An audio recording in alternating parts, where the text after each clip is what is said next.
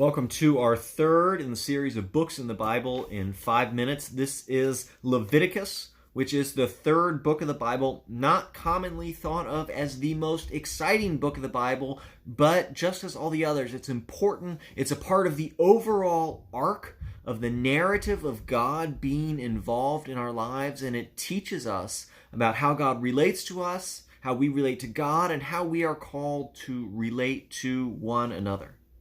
So this is the third book of the Torah. Moses is the source which places the book between the 15th and 13th century BC. This is after the Mount Sinai encounter, after the construction of the tabernacle. So this is probably 3,300 to 3,500 years old, which is amazing to me. And it's a deeper unfolding of the divine and human relationships. It assumes Israel is impure, and it needs to deal with sin in order to have a good relationship with God, which points ahead to Christ, right? It shows us how serious the problem of sin is and that we need a solution.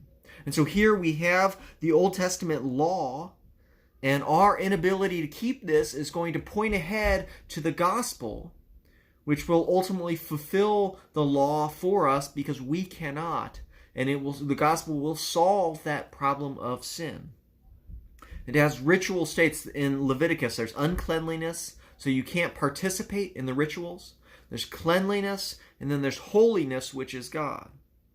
And here, so we have this sacrificial system that is set up that is then fully fulfilled in Jesus Christ, who fulfills all of the requirements, who offers himself as a sacrifice because we cannot fill those requirements.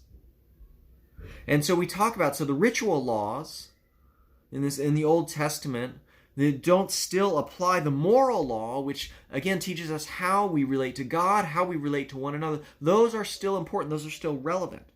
They teach us how to live in community, how to live in relationship to God. So in Leviticus, in the first 16 chapters, we have the ritual law. We have burnt offerings, grain offerings, peace offerings. We have sin offerings, even if the sin is unintentional, which is an important point, because even if it's unintentional, it still matters. It's still sin and needs to be dealt with. Again, God takes sin seriously. And then we get into, in chapter 11, we have clean and unclean animals. And there doesn't seem to me to be a good distinction as to what makes an animal clean or unclean. There doesn't seem to be a rhyme or reason. I've read a lot about it. I think maybe the thing to take away is that we're just called to think seriously about how we eat, about what we choose to eat, about what goes into our body, and that matters to God. Everything we do matters to God.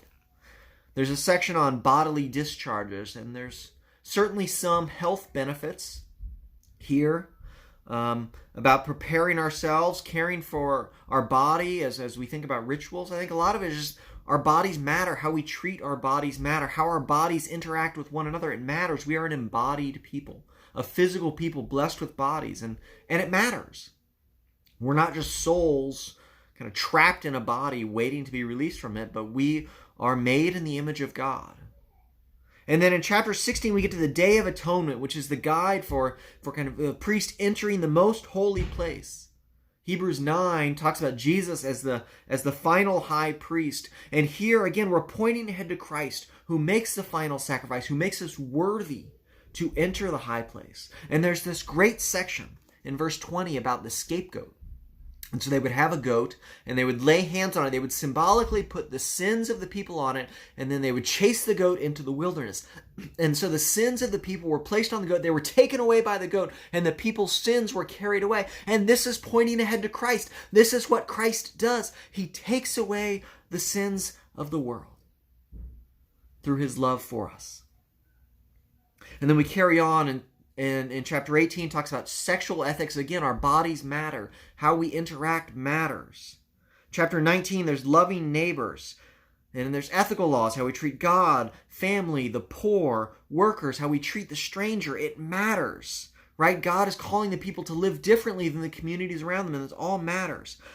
Chapter 24 has a section about the eye for an eye. And this is to limit the thirst for revenge. If someone takes out your eye, you can't then kill them. It limits that. And then chapter 25, in the Sabbath year, There's rest for the fields, and then in Jubilee is year 50. The people return to the land that they may have sold in the intervening 50 years. The people who sold themselves into servitude are set free. So it sets limits on wealth, and it sets limits on how poor you can be. So again, the Leviticus is looking out for one another. It matters in how we treat one another, how we treat the poor. And so Leviticus matters. It's not the most exciting book, but it still matters today.